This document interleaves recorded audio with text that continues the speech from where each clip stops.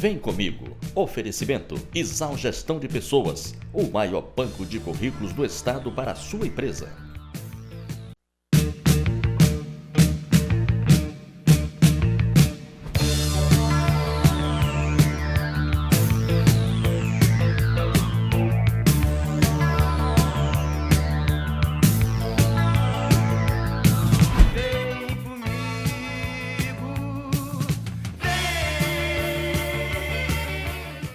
Meu entrevistado de hoje é porta-voz da Rede Sustentabilidade no estado do Acre. O partido da acreana e ministra Marina Silva, uma figura política importante, mas que sofre muito desgaste aqui na sua terra natal.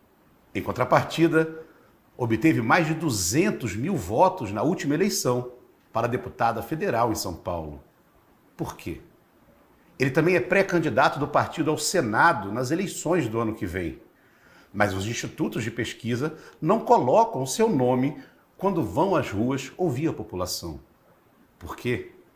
Para tirar essas e outras dúvidas, como qual caminho deve trilhar a esquerda na eleição do ano que vem, exploração de petróleo no Acre, eu vou bater um papo com o professor, dirigente partidário e meu amigo, Inácio Moreira. Vem comigo.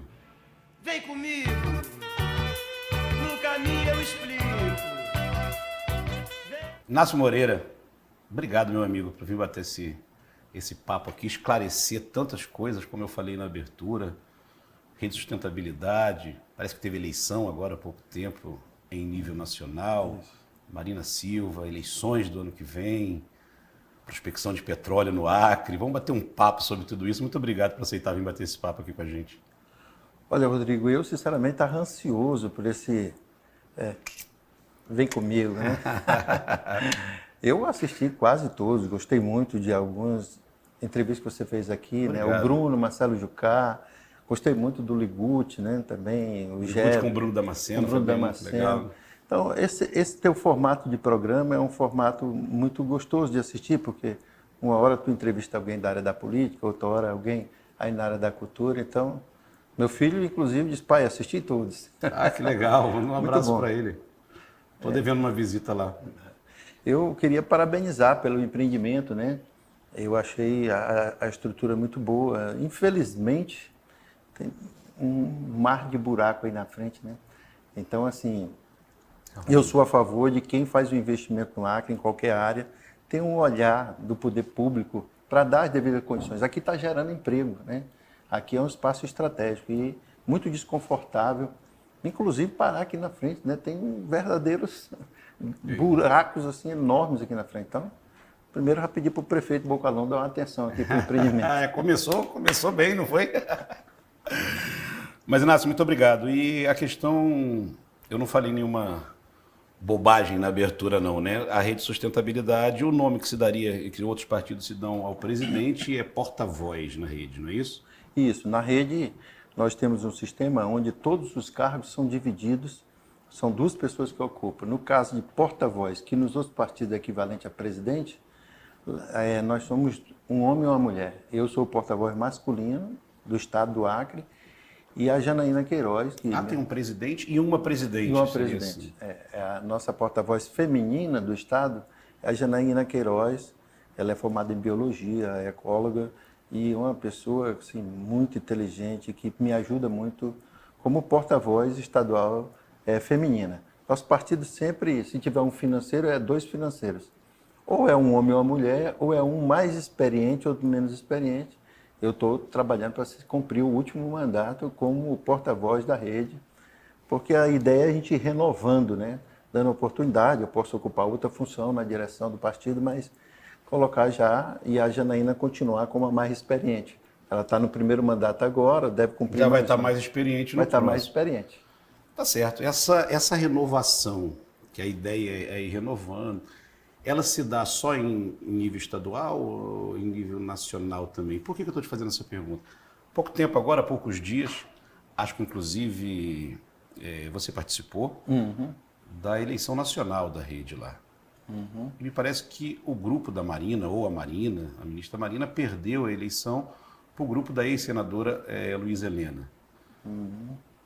Mas lá se renovou, porque o grupo da ministra Marina Silva, ela tinha o comando. E agora perdeu, não foi isso, para o grupo da Heloísa Helena? Eu acho que essa oportunidade é fundamental você fazer essa pergunta, muito boa, porque na rede não existe quem ganha e quem perde. É um consenso que a gente tem que é proporcional. Então, já há 2 anos atrás, na eleição, esse grupo mais próximo da Heloísa Helena teve 55% dos delegados. E o grupo que a gente faz parte, que é do grupo em torno das propostas que a Marina defende, e que são as propostas da rede, tiveram 45%. O que aconteceu nessa eleição é que esse grupo ampliou o número de delegados. Eles foram para 70%. Esse grupo qual? O da Heloísa Helena Helena ampliou para 70% e nós tivemos 30%. Mas teve vários questionamentos e a comissão eleitoral, e em alguns estados que são ligados à rede, como a própria Bahia, que tem os fundadores, né, tá desde a época do abaixo-assinado de criação da rede, muitos dos municípios ali da Bahia foram cancelados o processo de conferência municipal. A comissão eleitoral arranjou algum motivo, algum argumento e cancelou. Todos esses processos foram judicializados e tem um processo paralelo. Está rolando uma briga, então, ainda. É uma disputa que existe em todos os partidos, né? E na rede não é diferente. Infelizmente, teve esse processo, que tem muitas questões que estão em aberto, porque são questões que deixam margens, atas que foram, conferências que foram feitas e que, de repente, a comissão eleitoral não aceitou a conferência, abriu algum questionamento e não aceitou a eleição desses delegados. Isso, é claro, influenciou no resultado final. Esses delegados eram ligados à ministra Marina Silva. Por coincidência, a maioria dos municípios ou dos estados, onde a comissão eleitoral, que era toda formada pelo grupo da Heloísa Helena, todos os 5 membros do grupo da Heloísa Helena, da comissão eleitoral, foi vetado exatamente onde as eleições, o pessoal mais ligado à Marina Silva, ganharam lá e organizaram o processo. Então, isso foge às regras que a rede, enquanto partido, ela visa essa questão da democracia interna. A prova é tanto, por exemplo, se você ganhar, sua chapa ganhar, não ganha tudo. E quem perde, não perde tudo. Depois, um exemplo aqui, se a chapa for 10, tu tem 70%, tu indica 3, tu indica 7 e a gente indica 3. E se a gente for nessa guerra de versões, né? Por exemplo, na eleição passada, o Wesley, que é do gabinete do Randolph, que saiu da rede e foi para o PT, ele era o porta-voz nacional da rede. E a Heloísa Helena era a porta-voz feminina nacional da rede. Então, hoje é o Paulo Lamarck, que também é do grupo da Heloísa Helena, mas a Heloísa Helena deixou de ser porta-voz nacional. Então, ela não é mais. Então, teoricamente, se fosse essa briga de versões, a gente dizia, olha, quem não é mais presidente nacional do partido, porta-voz feminina, é a Heloísa Helena. E quem é a porta-voz feminina hoje é a Yara Dias, que é da Bahia, uma mulher negra, uma das fundadoras do partido, né? Muito próxima da Marina Silva. Então, hoje, a nível nacional, nós temos um porta-voz masculino, teoricamente, do grupo da Heloísa Helena, e nós temos uma porta-voz feminina, que é do grupo da Marina Silva.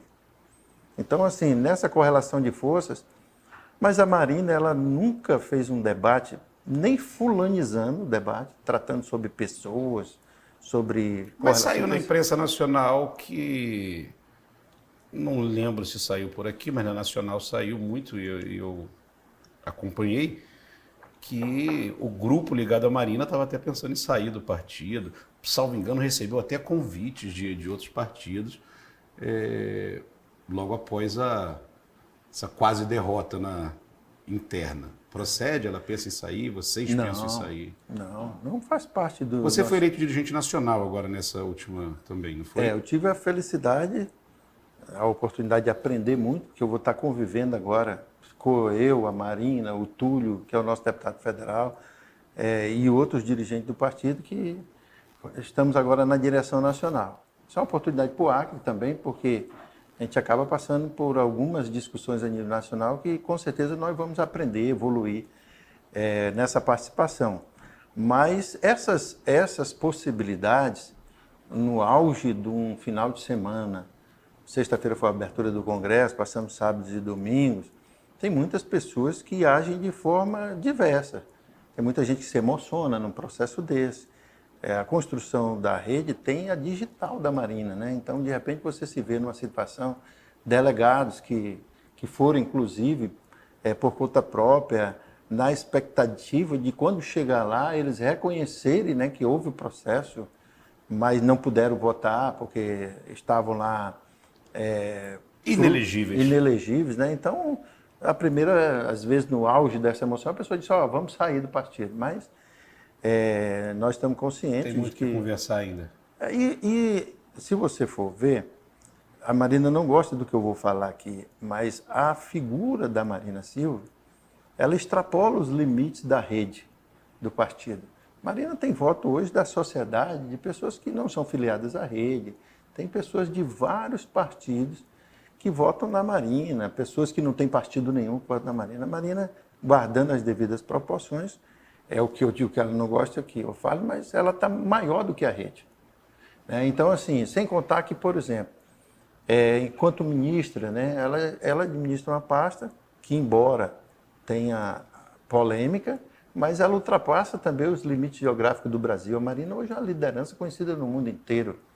Então, isso tudo tem, do ponto de vista da política, a própria fundação, que cuida de toda a parte de formação do partido, também está sobre o presidente Altácio, é uma pessoa ligada à Marina, o Túlio, que é deputado federal. Por que esse desgaste tão grande que ela tem então aqui na terra dela, aqui no Acre? Olha, se escuta aí nas praças, igrejas, botequins, corredores, assim, que se ela se elegesse aqui, talvez nem para vereadora vencesse a eleição, tal. Você escuta muito isso. Obviamente, todo mundo já se escutou isso em alguma eleição por aí. Eu não estou dizendo que isto seja verdade, mas a gente já escutou isso. E por aí elas realmente sofrem um desgaste. Aqui vai para São Paulo, tem quase 300 mil votos. Por que aqui não decola? Exatamente porque a Marina, ela se prendeu a uma causa. E isso, com o tempo, as pessoas vão aderindo a essa causa, porque é uma causa que não é de um partido. Né? A causa do meio ambiente, né, que hoje a gente sofre aqui no Acre, no Brasil e no mundo, as mudanças climáticas, você viu o que aconteceu com o Rio Grande do Sul, a gente pode sinalizar aí tanto ocasiões de enchentes, como também de seca, né? Então, assim, as pessoas começam agora, o que a Marina, com 16 anos, veio do Seringal e começou a falar, eu lembro muito do meu tio, era o tio Nanu, o nome dele, e ele morava no Jordão, mais precisamente no Seringal, São Paulo. E quando ele veio para Rio Branco, ele dizia que está tudo, as mangas estão florindo no tempo errado, até o galo canta no horário errado. Aonde vem o desgaste? E a gente não percebia. O desgaste é porque existe momentos. Nós tivemos um momento na política do Acre que elegia os médicos. Depois nós tivemos um momento que elegia os policiais. Né? Nós tivemos um momento dessa Frente Popular do Acre, onde ficou por 20 anos. Há um desgaste natural, que não é da pessoa física da Marina. O desgaste ultrapassa isso. As instituições partidárias. Você pega muito bem, por exemplo, a Jéssica Salles teve 19 mil votos para deputada federal e não se elegeu. A Perpétua Almeida, uma pessoa que é carismática, né, também não se elegeu com uma votação expressiva. O problema está na Perpétua, na Jéssica, na Marina, ou está nesses partidos como um todo, que estão passando por um processo que aí é importante você ter um Wildo Montezuma, que escreveu sua tese de doutorado fazendo essa análise, né? É importante aí ter o professor Hermício, que acabou também de publicar um livro que também faz essa análise. Eu gosto muito do Voo da Águia, do professor Rego. Então, é importante que esse processo que a gente vivenciou, a gente tenha um debate que a gente olhe que houve muitos erros também e muitos acertos. E nos erros e nos acertos, todo mundo paga essa conta, até a própria Marina. Mas o bom é que é o seguinte, quem desses nomes que estiveram ao longo dos 20 anos sendo eleito no Acre, tem a capacidade de extrapolar os limites geográficos do Acre e ser eleito, por exemplo, como São Paulo, com quase 300 mil votos. Isso prova... Político acreano eu acho difícil. Que teve sua... Marina foi vereadora, né? Foi deputada, foi senadora. Marina é muito grata pelo Acre, né? Construiu toda a sua história política aqui, mas hoje ela se tornou a liderança que as pesquisas diziam que ela poderia ter sido eleita por Brasília, por São Paulo, por Rio de Janeiro, por Santa Catarina. Talvez só não por aqui. Eu preciso ir para o intervalo, mas eu quero fazer uma pergunta aqui, um bate-bola rápido. É um bate-bola, é uma indireta. Porque você falou que a Marina é muito grata ao Acre. Você conhece ela pessoalmente e sabe o que está dizendo. Na sua opinião, o Acre é ingrato com a Marina? Não. Eu acho que o Acre valoriza muito a figura da Marina. Poderia valorizar mais. Mas você sabe que, às vezes, um filho da gente, quando sai, a gente sente saudade. E, às vezes, a expressão da saudade é dizer, poxa, poderia vir mais aqui, né? Eu vejo, a nossa militância, às vezes, sente também isso, né? A presença da Marina. Mas a gente consegue ver a Marina em várias situações. Quando a gente vê essa mudança do clima, a gente lembra do que ela dizia. Então, a Marina está presente aqui com as suas ideias. Mas a gente sente uma saudadezinha de ter ela aqui, com certeza. Eu acho que a população do Acre também sente essa saudade, né? Tá bem, eu preciso ir para o intervalo, depois eu quero bater um papo contigo sobre exploração de petróleo aqui no Acre, sobre a sua pré-candidatura ao Senado. Tá bem? Ótimo. Eu vou para o intervalo, é rapidão, não sai daí não. Vem comigo,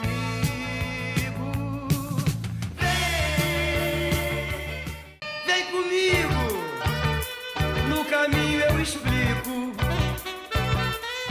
Olá, estamos de volta. Este bloco tem um oferecimento da Exal Gestão de Pessoas. Está precisando encontrar um profissional para a sua empresa? Não importa a área de atuação. Chame a Exal que ela resolve para você. 99226-7607. E esse bloco também tem o oferecimento da Sete Limpe, a solução em limpeza para a sua empresa, para a sua residência ou para o seu comércio. Eu mesmo fui lá na Sete Limpe, conferi. Solta aí, produção. Eu hoje vim conhecer a loja que está fazendo a diferença na limpeza da sua casa e também do seu negócio. É claro que eu estou falando da Sete Limpe. Vamos conhecer?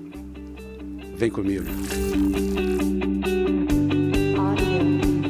Eu agora vim conhecer aqui o representante comercial da Sete Limpe, o William Silva. William, parabéns pela loja, muito bacana. Estou vendo aqui coisas interessantes, William. Você consegue ver aquele detergente, aquele produto que você também vê nos mercados, logicamente, mas você vê uns produtos exclusivos, de grande porte e tudo. Aqui é para atender desde o pequeno apartamento à grande empresa, é isso? Exatamente, Rodrigo. Atuamos no mercado desde 2017 com uma vasta variedade de produtos de limpeza, onde atende desde do público doméstico ao público industrial, aos produtos industriais. Hoje, como você pode ver na loja, temos produtos que vai desde a dona de casa também ao empresário, que tem uma demanda maior, né? Hoje trabalhamos com produtos com alta concentração, onde o custo-benefício disso vai ser bem maior para aquele que tem uma necessidade de consumo maior. Entendi, maravilha. Então vamos fazer o seguinte, vamos dar um exemplo assim. Eu tenho uma empresa de médio porte, ali 2 andares e tal, e eu quero o produto de limpeza. Aqui o custo-benefício vai ser melhor, porque além de eu ter um produto mais concentrado, melhor, próprio para a minha empresa, parece que vocês ainda fazem entrega, é isso mesmo? Exatamente.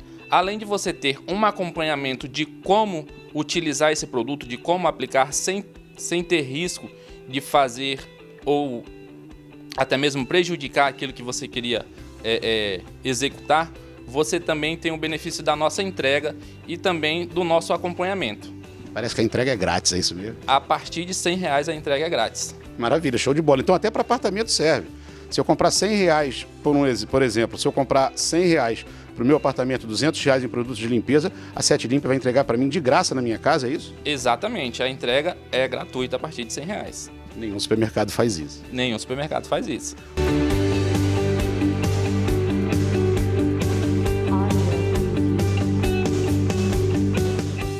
melhor custo-benefício para limpeza é na... Sete Limp. Aonde? Coronel Alexandrino, Bosque 455. Tá certo. É isso aí. Vim hoje conhecer aqui a Sete Limp, que dá muita facilidade para você na hora da limpeza, seja no seu apartamento, na sua casa ou na sua empresa. William, muito obrigado. Foi um prazer conhecer a Sete. Muito obrigado, Rodrigo. E esperamos por vocês. É isso aí. A Sete Limp é especializada em produtos de limpeza no varejo e também no atacado. Na Sete Limp você encontra desinfetantes, detergentes, sabão em pó, limpadores profissionais e muito mais.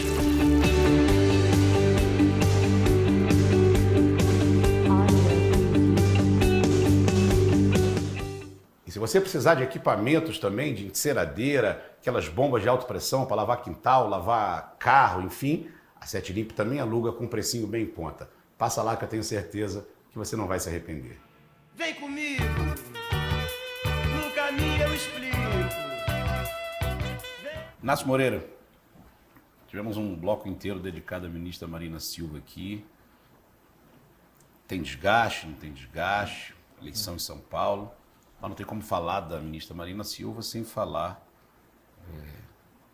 do que está nas rodas agora, que é a exploração de petróleo aqui na Amazônia. Muitos dizem que a Marina é contra, que a rede é contra. Isso me lembra lá atrás também uma construção de uma estrada, e que acho que isso também teve um desgaste da Marina muito grande no primeiro governo, no segundo governo do Lula, acho que foi no segundo.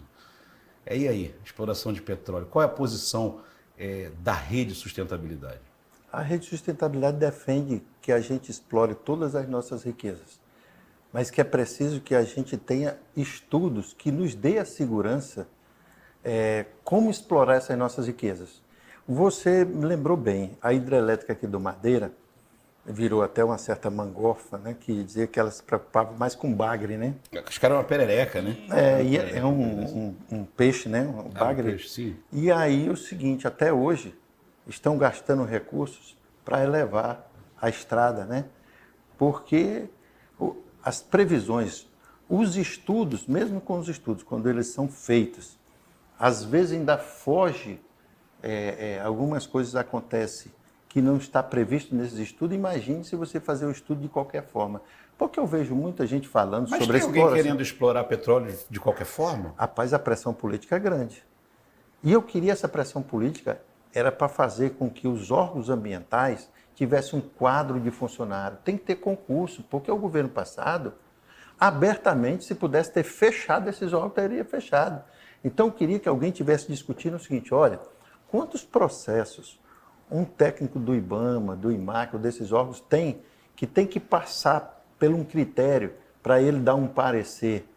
Então, são questões técnicas que a gente tem que...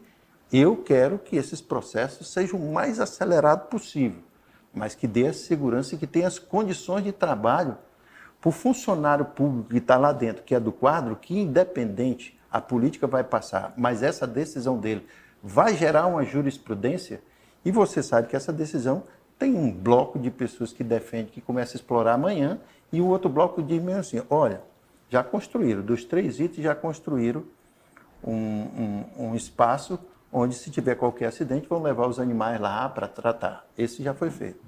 O outro era botar algum equipamento para ver se tivesse algum vazamento, esse óleo iria para onde. Deu um dos, como se fosse um prato, né, que eles colocam, e vai chega até na Califórnia. Então, assim, é um outro. Então, tem algumas exigências que é preciso dar condições de trabalho. Então, eu acho que, às vezes, quem se depara, e eu vi o próprio presidente Lula falar isso, né? Olha, tem que agilizar. Mas será que a pergunta é essa, ou a pergunta é o seguinte: nós temos no quadro de funcionários pessoas com salário digno, pessoas com condições de trabalho, para assumir a tamanha tarefa? Então, essa é a pergunta. Você não acha que, se esperar... Eu não estou querendo negligenciar e nem advogar em relação a isso.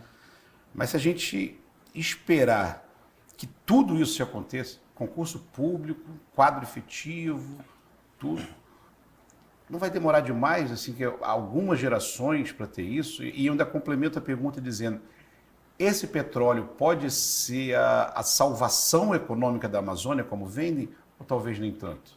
Eu confio mais na diversificação da matéria-prima, né, na nossa matriz energética. Por exemplo, a energia solar ganhou um mercado importante, né? Só a Secretaria de Educação aqui do Acre paga quase 2 milhões de energia por mês, porque todas as escolas, com o verão que vai vir aí, uma criança não pode se concentrar com um calor de 38 graus. Então tem que ter ar-condicionado, é o conforto, e isso é certo, isso dá qualidade na educação. Mas por que a gente não está discutindo aqui que os deputados que têm emendas parlamentares não coloquem uma fazenda aí de placa de energia solar? A gente reduz esse gasto que está tendo hoje com energia, que vai para a empresa privada que energiza, e coloca professor mediador nas escolas para nossas crianças autistas? Porque nós temos problemas de o quê? Se o Estado que arrecada tem muita demanda, então aí tem que ter prioridade. O caso do petróleo é o mesmo. Eu acho que você lembra do pré-sal. Disseram que, inclusive, dos royalties do pré-sal, 10% iria para a educação. Virou o que mesmo? O que tem é uma pressão de 7 empresas multinacionais que querem o petróleo bruto. O Brasil é o que bateu o recorde de exportação de petróleo. Ao mesmo tempo, ele também bateu o recorde de compra de gasolina. Então, nós estamos exportando, como se o Acre estivesse exportando tora de madeira e comprando mesa. Comprando cama, mesa. Então, eu acho que as refinarias são importantes. Nós temos a energia, o hidrogênio verde, que é um processo que, casado com essas outras, a energia eólica do Nordeste, são prioridades. Eu acho que, por exemplo, em vez do carro elétrico, que pode chegar fruto da iniciativa privada, mas eu acho que o carro flex, né, com álcool e gasolina, é uma prioridade ainda para a gente. Então, nós temos outras prioridades. E o petróleo, só se alguém nos estudos disser, olha, vai sair dali. Se não sair dali, se está ali guardado, vamos fazer os estudos e vamos utilizar no momento certo, na hora certa. Porque tem um problema que é de educação. A gente relaciona o petróleo só com o movimento dos carros, né? Agora, o seguinte, o petróleo é que gera também plástico. Aquelas imagens lá daquele monte de garrafa PET, os plásticos são feitos através do petróleo. E é um dos principais problemas que na alagação que a gente viu aqui. São os nossos esgotos, os nossos rios, nossos igarapés estão contaminados, cheios. Inácio, há pouco tempo atrás, a Rede Acreana lançou o seu nome como pré-candidato ao Senado, ventilado na imprensa, e de lá para cá já houve algumas pesquisas eleitorais e nem o Instituto A nem o Instituto B coloca o seu nome para ser ouvido pela população na hora da pesquisa. Ao que o senhor atribui isso? Mas esse é um movimento natural. Por exemplo, os candidatos que estão aí, eles já foram quase tudo no Acre. Tudo no Acre. São pessoas muito poderosas. E hoje quem tem mandato tem uma quantidade enorme de recursos, de emendas parlamentares. Então, um candidato que nem eu, que frequenta o supermercado do Acre, eu faço minha feira no supermercado, na taberna do meu bairro, né? Então, assim, é um candidato que não tem esse acesso. Por isso que um espaço que nem o seu, que você está abrindo aqui, o que eu vou fazer de recorte dessa entrevista e jogar nas minhas redes sociais, eu vou valorizar bastante. Então, a aliança que eu quero fazer é uma aliança com a população, que tem a oportunidade de ter 2 votos. Ela pode votar Inácio e fulano, Inácio e Beltrano.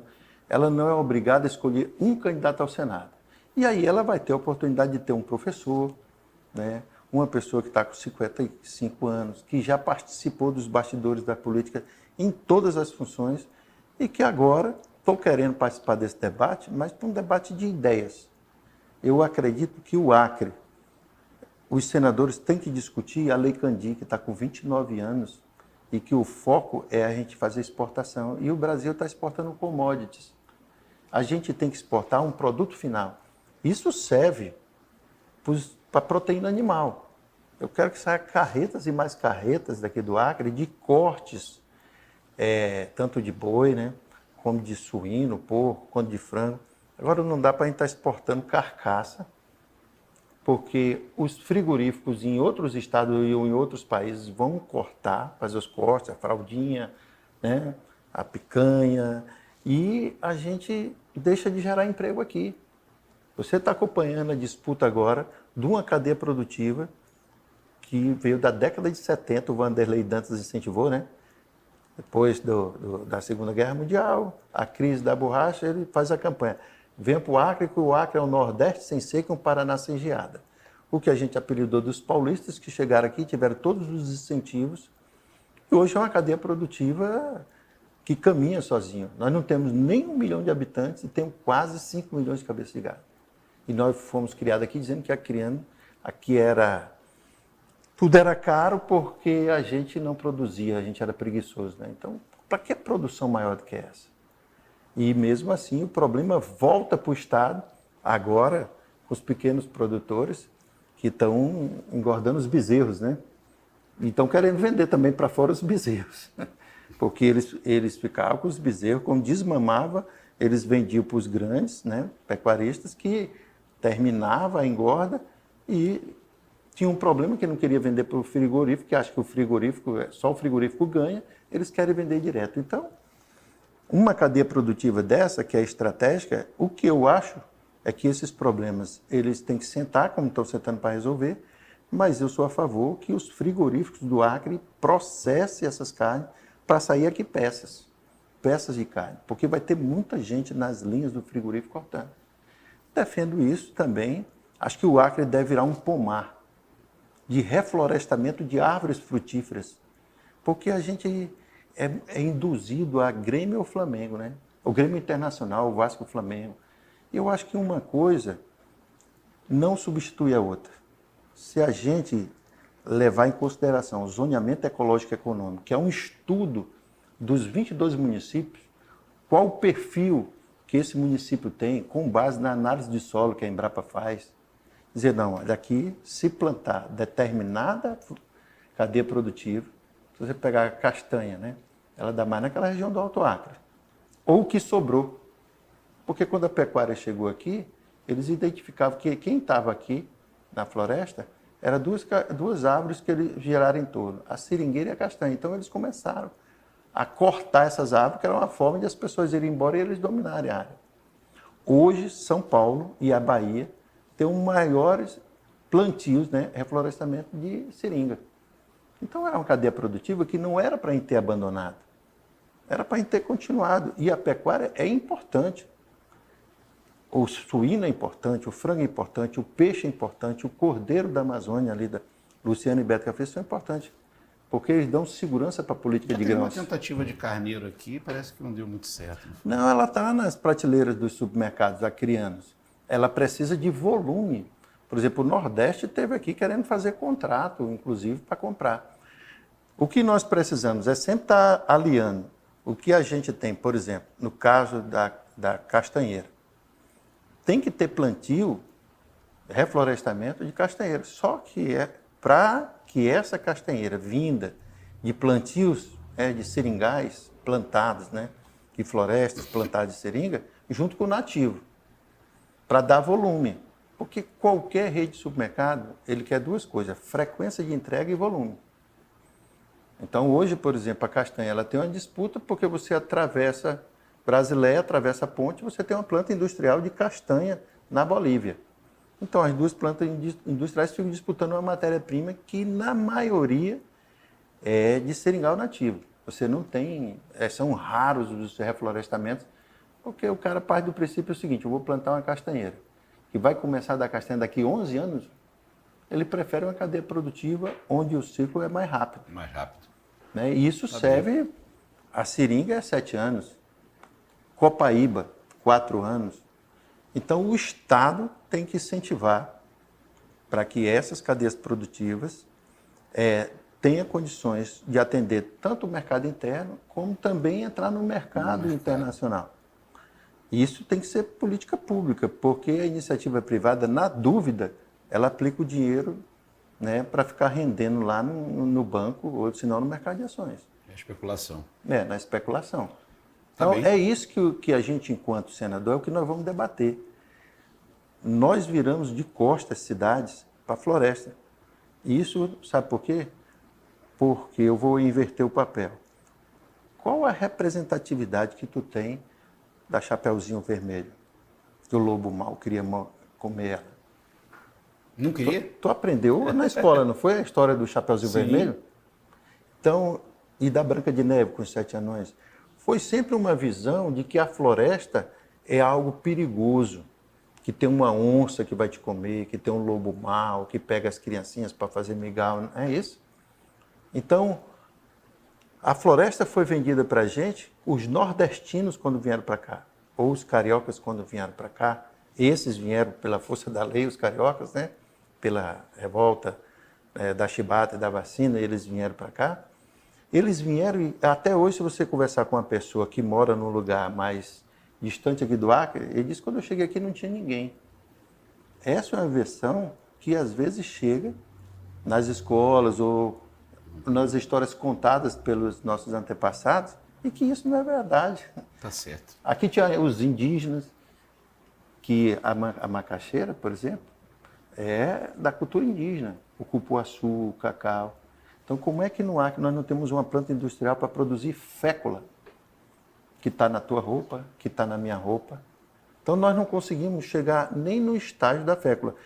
E eu vou concluir para te dizer o seguinte, você vai ver muitas áreas que estão plantando macaxeira vão substituir a cultura da macaxeira pela do café. Tá muito moda isso. Eu preciso para o intervalo. O café tá... A galera tá gostando de plantar café aqui, né? Preciso para outro intervalo. O diretor Pedro Marcelo aqui tá bravo. O papo foi fluindo, né? Mas eu quero entender também um pouco mais essa sua candidatura ao Senado, o caminho ou os caminhos que a esquerda pode ter na eleição do ano que vem no Acre, com tantas dificuldades que se apresentam a ela. Tá bem? Tá ótimo. Eu vou para mais um intervalo, é rapidão, você já sabe. Não sai daí não. Vem comigo,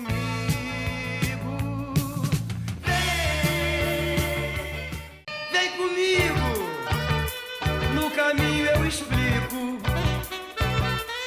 Olá, estamos de volta. Este bloco tem um oferecimento da Exal Gestão de Pessoas. Está precisando encontrar um profissional para sua empresa? Não importa a área de atuação. Chame a Exal que ela resolve para você. 99226-7607. E esse bloco também tem o oferecimento da Sete Limpe, a solução em limpeza para a sua empresa, para a sua residência ou para o seu comércio. Eu mesmo fui lá na Sete Limpe, conferi. Solta aí, produção. Eu hoje vim conhecer a loja que está fazendo a diferença na limpeza da sua casa e também do seu negócio. É claro que eu estou falando da Sete Limpe. Vamos conhecer? Vem comigo. Eu agora vim conhecer aqui o representante comercial da Sete Limpe, o William Silva. William, parabéns pela loja, muito bacana. Estou vendo aqui coisas interessantes, William. Você consegue ver aquele detergente, aquele produto que você também vê nos mercados, logicamente, mas você vê uns produtos exclusivos, de grande porte e tudo. Aqui é para atender desde o pequeno apartamento à grande empresa, é isso? Exatamente, Rodrigo. Atuamos no mercado desde 2017 com uma vasta variedade de produtos de limpeza, onde atende desde do público doméstico ao público industrial, aos produtos industriais. Hoje, como você pode ver na loja, temos produtos que vai desde a dona de casa também ao empresário, que tem uma demanda maior, né?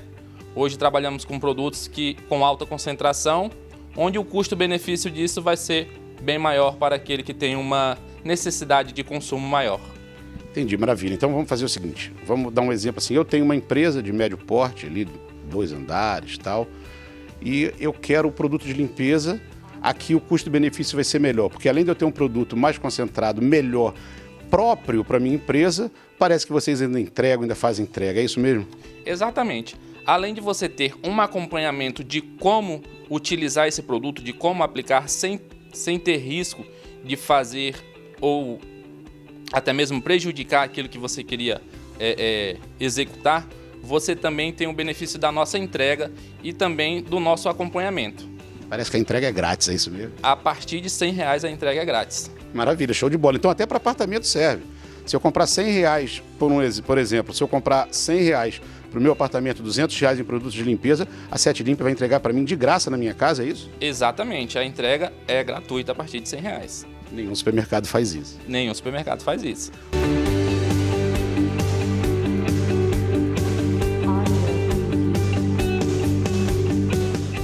O melhor custo-benefício para limpeza é na... Sete Limp. Aonde? Coronel Alexandrino, Bosque 455. Tá certo. É isso aí. Vim hoje conhecer aqui a Sete Limp, que dá muita facilidade para você na hora da limpeza, seja no seu apartamento, na sua casa ou na sua empresa. William, muito obrigado. Foi um prazer conhecer a Sete. Muito obrigado, Rodrigo. E esperamos por vocês. É isso aí. A Sete Limp é especializada em produtos de limpeza no varejo e também no atacado. Na Sete Limp você encontra desinfetantes, detergentes, sabão em pó, limpadores profissionais e muito mais.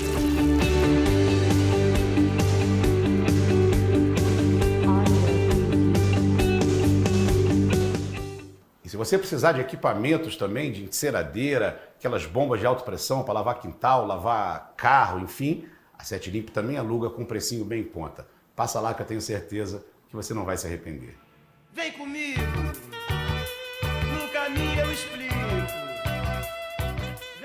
Nácio Moreira, pré-candidatura ao Senado posta, a gente precisa entender o cenário. A esquerda tem como pré-candidato aí também o campo progressista, o campo de esquerda, o ex-governador e senador Jorge Viana. Acho que o Petecão fica ali meio que pelo centro e tal.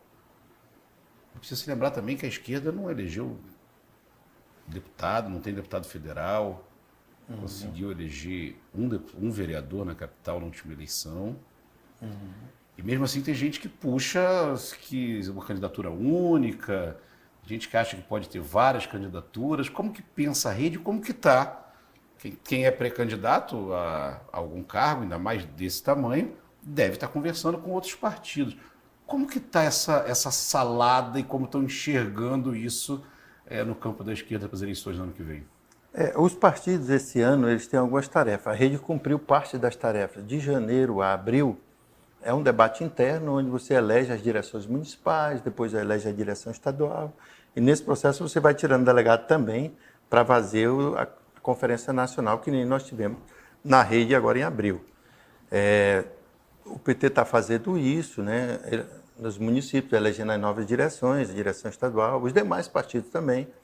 E a nível nacional, o que tem se discutido são as federações, porque as federações terminam o prazo, elas são constituídas de 4 em 4 anos. Então, em 2026, você pode ampliar a federação, que é o que a gente defende. Hoje, a nossa federação é rede pessoal. Então, nós temos uma outra federação co-irmã, que é a Federação PT, PCdoB e PV. As duas federações... Então, nessa aí já teriam 2 candidatos ao Senado posto à mesa. Pré-candidatos ao Senado posto à mesa. Essas duas federações utilizaram-se da mesma estratégia. A Federação PT, PCdoB e PV pode ter 2 candidatos ao Senado, mas eles decidiram internamente que vão lançar só um candidato, que é o senador. Correto. Que o presidente da Apex e ex-governador Jorge Viana. Isso, o Edivaldo, inclusive, deu uma entrevista dizendo, olha, é hora de botar as cartas na mesa. Então, eles botaram a carta na mesa. Deputado Edivaldo Magalhães, isso. Vai vir bater um papo aqui comigo também. E na nossa federação, nós também utilizamos a mesma estratégia. Nós podemos ter 2 candidatos ao Senado, mas nós definimos lá que vamos definir por uma candidatura e foi o nosso nome que foi posto. E nisso aí o senador Sérgio Petecão, então, ficou sem... Lá na direita, então ele vai estar com certa dificuldade, porque na direita também tem o Gladson, tem o Márcio Bittar, né? Ele ficaria onde agora? Hoje eu estava vendo nesse processo.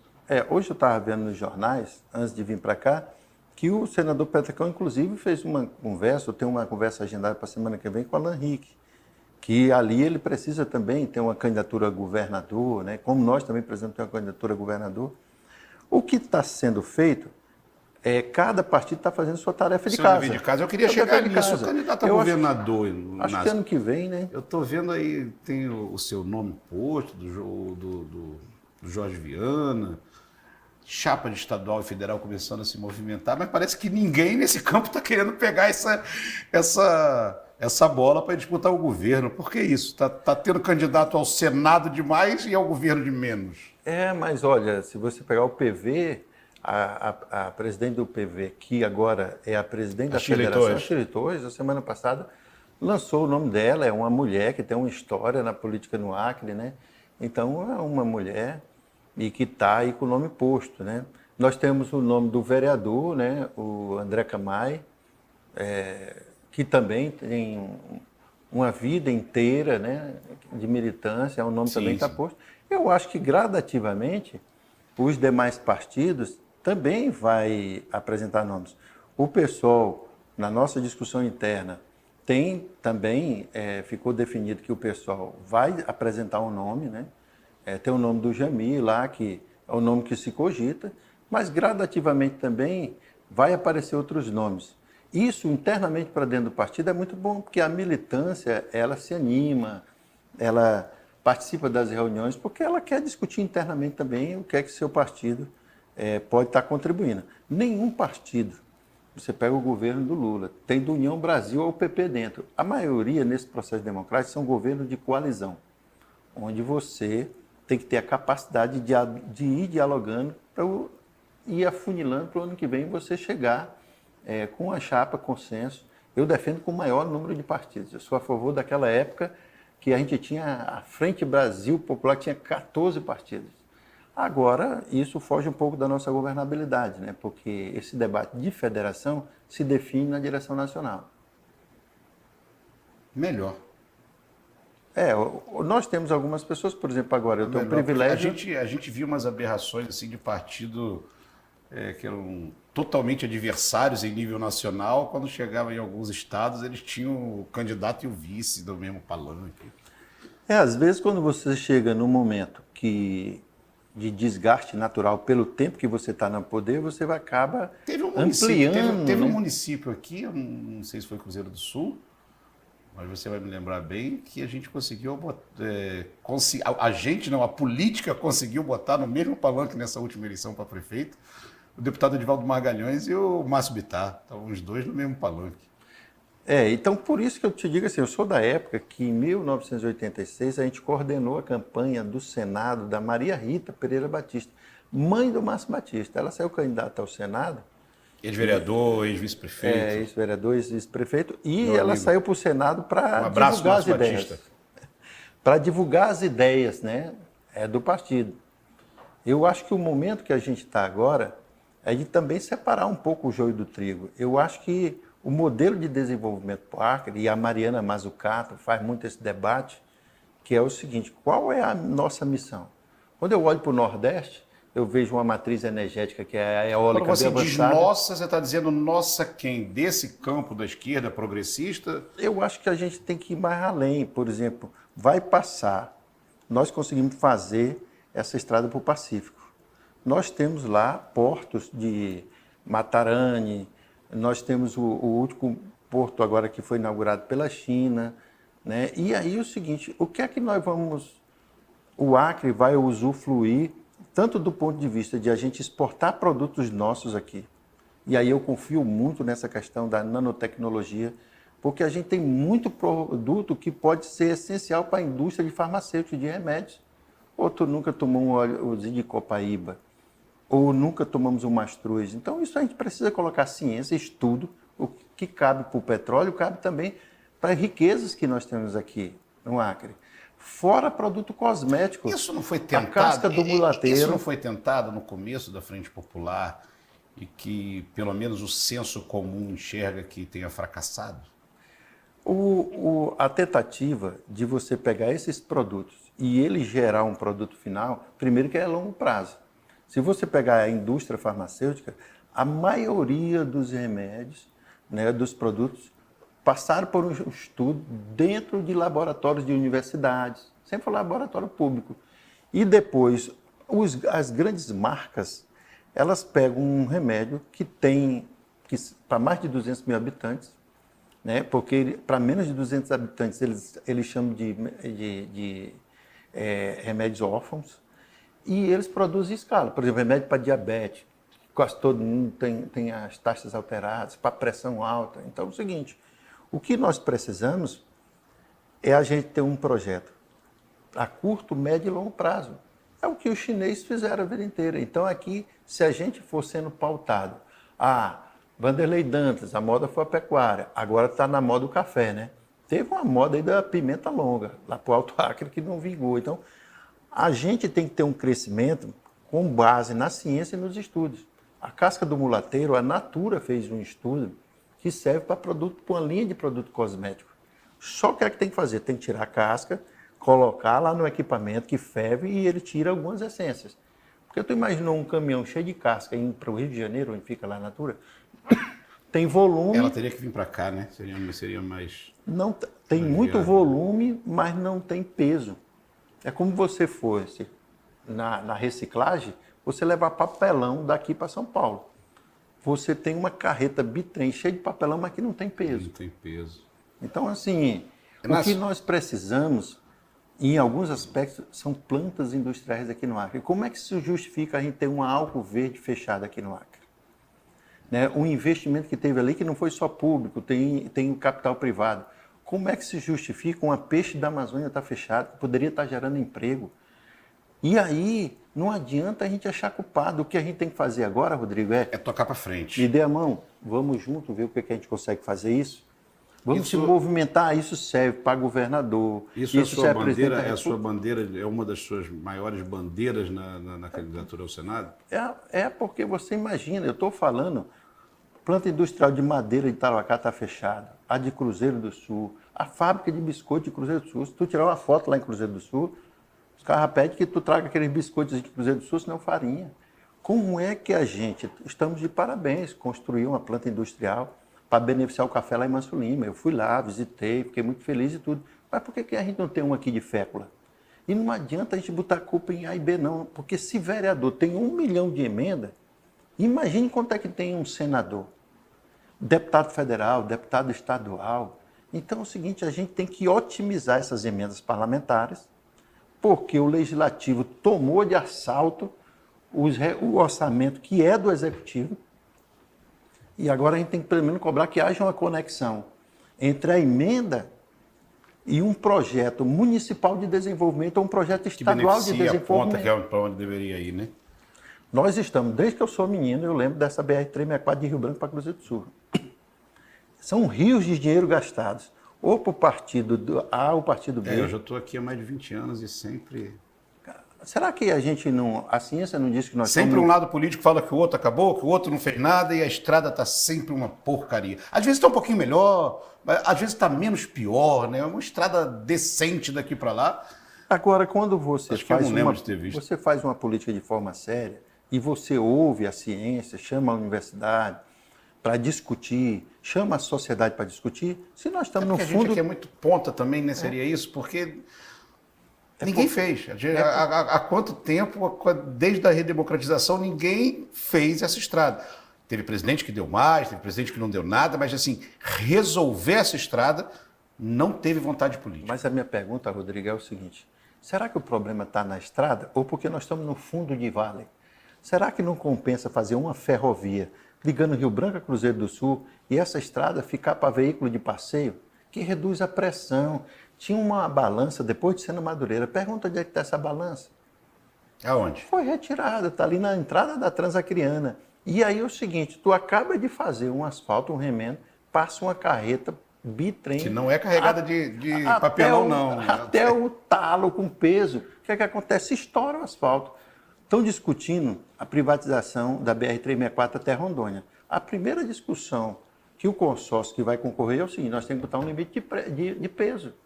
Porque se não tem limite de peso, meu amigo, o caminhão vai até a capacidade máxima. E o asfalto não aguenta. Então, eu vi um deputado federal falando isso. Olha, a gente tem que pensar em colocar nossas emendas para resolver um problema do Estado. Porque o que está sendo feito de todos os partidos é resolver um problema do seu curral eleitoral, da sua base eleitoral. Como é que hoje você não junta a Energisa, a prefeitura, a universidade para definir o seguinte: o Acre é uma das capitais menos arborizadas, do ponto de vista de arborização urbana. Rio Branco. 57% de Rio Branco não tem um entorno da sua casa uma árvore. No coração da Amazônia, isso é um absurdo. E aí, só que tem outros absurdos. A árvore é uma bomba d'água e que ela joga no processo de evaporação e forma os rios voadores. E ainda tem o rio Amazônia, ainda tem um rio subterrâneo. Aí o seguinte, tu compra 100 hectares de terra, tu só pode explorar 20. E os outros 80 hectares de terra, tu vai ter que ficar olhando, porque aquilo dali é que causa o equilíbrio do meio ambiente, para não ter as crises de mudança climática. Só que esse rio aqui, o vento dá e agoa lá, leva a água para aguar os grãos do Mato Grosso. E os caras ganham dinheiro e tu vai ficar com 80 hectares teu parado. Tem que ter uma resposta para isso. A política tem que ser cobrada para isso. Porque, primeiro, quando eles vieram para cá, os indígenas fizeram a sua reserva. Dizer, opa, meu irmão, para aí, porque vocês já saíram matando todo mundo. Deixa pelo menos esse pedacinho para a gente ficar aqui dentro. Cara. Os extrativistas chegaram e disseram, rapaz, eu vou adotar esse modelo. Aí, olha, isso aqui a gente vive de explorar a natureza, seringa, castanha e tal, o extrativismo, a reserva extrativista. Os quilombolas, a mesma coisa. Só que agora tem outra equação. Beleza, nós temos essa área que é nossa, como é que eu vou gerar riqueza aqui dentro? Como é que eu vou dar de comer? Seja o índio, seja o extrativista, seja o quilombola. Então, o que nós estamos sendo desafiados é para fazer com que essas cadeias produtivas circulem dinheiro, porque nós não vamos segurar a floresta com pobre dentro da floresta. Nós temos que dar as condições para as pessoas que moram dentro da floresta ter qualidade de vida, ter internet, ter escola, ter saúde, né? Então, esse é o nosso desafio. E, às vezes, fica terceirizando. Porque o que é que custa, por exemplo, um deputado ou um senador botar suas emendas para transformar suas ideias num projeto piloto? Todo ano tem alagação. A base que a gente gosta de frequentar, aquilo dali sempre foi palafitas. Não tem lá a margem. Ó, a lagoa até aqui. Constrói palafitas. A parte de baixo fica um pagodezinho e o restaurante lá em cima. Alagou, a vida continua. O máximo que vai fazer é pegar as cadeiras e levar para cima. Tem uma casa lá que está fazendo esse processo. Palafitas. E não tem segredo. Quando nós chegamos aqui, quando nossos antepassados chegou aqui, o que gerava na beira do rio era palafitas. Era palafita, sem dúvida. Inácio, que bom. Agora, rapidamente, que o tempo está estourando, pré-candidato ao Senado, eu queria que, bem sucintamente, você analisasse a representatividade do Acre no Senado Federal. Olha, nós temos 3 senadores. 3 senadores. Alan Henrique, Márcio Bittar e Sérgio Petecão. Como você analisa esse conjunto? Eu tenho, assim... De forma rápida. No Márcio Bittar, para mim, surpreendendo, no Márcio Bittar, e pela formação que ele teve, estudou na Rússia, militou no Partido Comunista Brasileiro, eu esperava mais dele, porque eu quero, inclusive, fazer esse debate com ele, porque ele se prestou, inclusive, o Bolsonaro foi no apartamento dele, e ele disse que ia lacrar, isso é só para fazer um exemplo, lacrar o banheiro que o Bolsonaro usou. E isso deseduca tanto que o próprio Bolsonaro disse-me assim, olha, inclusive eu fiz uma coisa lá no vaso, lacra lá também que eu gastei. Então, ele se prestar a isso, como ele também faz um debate até deselegante sobre essa pauta ambiental, que é preciso a gente discutir, porque às vezes pega uma historinha de uma BR ou de uma estrada ou da ligação do município de outro e ele faz esse debate do desmatamento, né, de ampliar que o desenvolvimento, os outros países tiveram a custa de desmatar, e nós temos só aqui, no Bujari, 1.200 quilômetros de ramais, que não tem polêmica nenhuma, a senhora está fazendo. Nós temos mais de 30 pontes de madeira. Então, eu digo que no caso do Márcio Bittar, ele levanta falsas polêmicas para fazer campanha em cima do eleitorado no Acre, do Bolsonaro, que já foi de 82% na primeira eleição, caiu para 72% e agora está em 53% nas últimas pesquisas. Então, só um aviso. Quem faz política em cima de moda e querendo, do ponto de vista, se capitalizar com uma onda, cai junto com a onda. Tá certo. temos um quadro aqui que chama-se 0 a 10 por quê? Eu escolho alguns nomes aleatoriamente e você dá a sua nota de 0 a 10 e justifica mesmo. Pode ser? Pode ser. Solta aí, produção.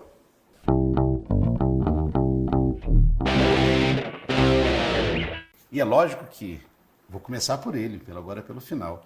Senador Márcio Bittar. 3. Por quê? Fez muitas críticas, inclusive com o canal da maternidade.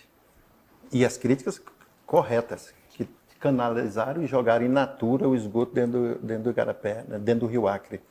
E passou 8 anos, foi um dos cargos mais importantes do orçamento e não resolveu.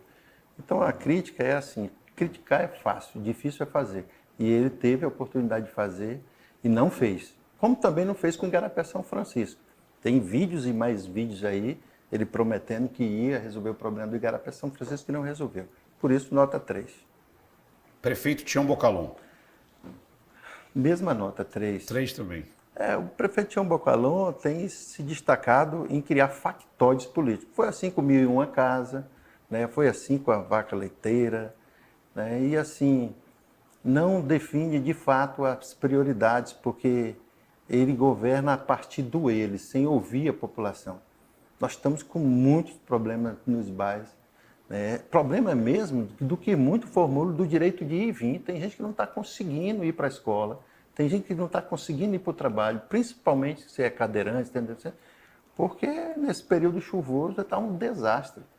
Ele que falava do Ruas do Povo, né? E o asfalto dele derreteu, né? Derreteu, virou mangofa. Então, por isso que eu dou nota 3. Vereador André Camay. Eu queria dar 10. Mas aí é o seguinte, vou dar um 9,5. 9,5 por quê? O Camay eu gosto de conjugar o verbo esperançar. Eu conheço o Camay desde novo. A gente frequenta no mesmo espaço religioso. Eu aposto muito no Camay. Eu acho ele um cara muito preparado e eu me vejo, inclusive, a gente da rede tem o André Camay como um vereador da rede. Eu tenho muita esperança. Que ele se filie na rede. Não, brincadeira. Que ele se filie na rede. Tá certo. Luiz Inácio Lula da Silva. O Lula, eu acho que, assim, por um governo de coalizão, eu dou nota 8 para ele. E para o Acre, eu digo que a nota que ele merece é 10.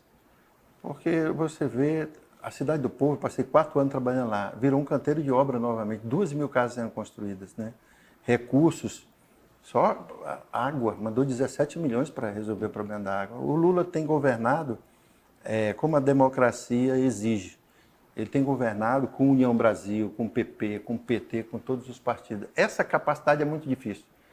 Você lembra que o ex-presidente todo dia ele arranjava uma briga com alguém. O Lula tenta conciliar. Então, por isso que eu dou a nota 8 para ele. Só não dou 10 porque eu acho que ele deveria, em algumas pautas, principalmente mais ligada à social, ele deveria ser mais agressivo. Mas só para te dar um dado, 566 mil acreanos estão nos programas sociais do governo Lula. Isso é um absurdo. A gente tem que incentivar a iniciativa privada para gerar emprego, porque você ter... O que está aquecendo a economia do Acre? Se você tem 566 mil pessoas no Bolsa Família, é a população de Rio Branco.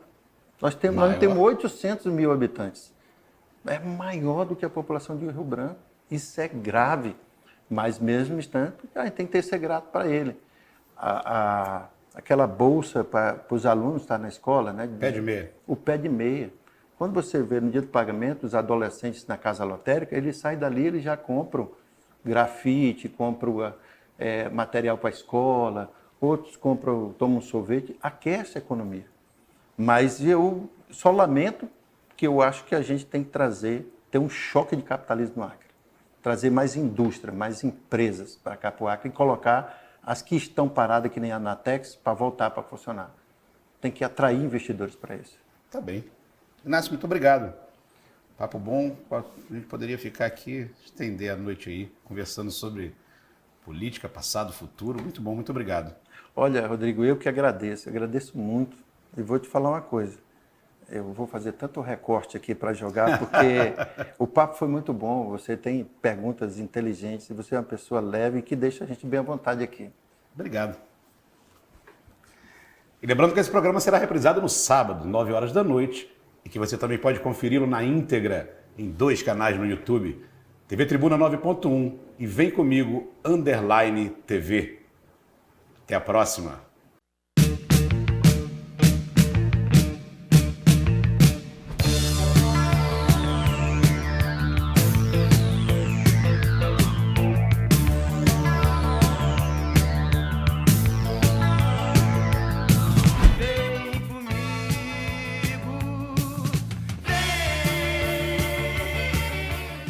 Vem comigo. Oferecimento Izal Gestão de Pessoas, o maior banco de currículos do estado para a sua empresa.